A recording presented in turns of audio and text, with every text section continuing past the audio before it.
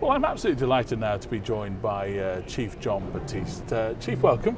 Thank you. Good to be here. Thank you for taking time to talk to us. Absolutely. Now, you're talking about something called TweetSmart. Fill us in. What's TweetSmart? Well, TweetSmart is our intelligent way of interacting with the media as well as people within the community. We're asking people to be considerate and mindful of the fact when we're tweeting information between one another. We don't want to give out certain information should we have an active shooter situation or a very dangerous situation that's rapidly occurring.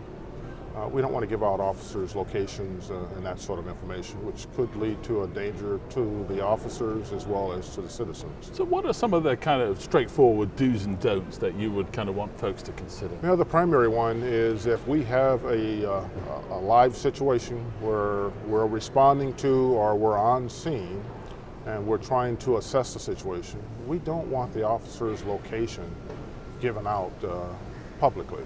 Right. It poses a danger to the officers. It could pose a danger to the citizens.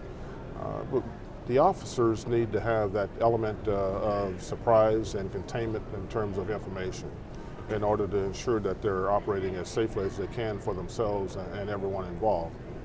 It's important to remember that bad guys have a way of listening in on social media as well, and if they were to have the location of the officers, they pose a great danger to the officer. But I know police departments such as yourselves make great use of Twitter, don't you? Tell us a little bit about how you do that. Well, Twitter has become a thing of interest for law enforcement. It has now for a few years, and we're beginning to use it more and more to our strategic advantage, as well as that of the media. The media is short on resources, so it's a means whereby we can give them instant information about what's happening. It could be emergent situation, or it could be just informational type information that we're wanting to share. It's a great tool. It's a tool that we're still learning and getting used to, but it's beginning to serve everyone's needs well. It seems to me that we live in a world where everybody is bombarding us all the time with kind of communications of all sorts. But the critical issue here is trust. That's correct, isn't it? And you don't build trust within a community overnight. Absolutely not. As an example for us, we were involved in an officer-involved shooting, and we communicated entirely with the media without them ever showing up to the scene of the shooting by way of Twitter.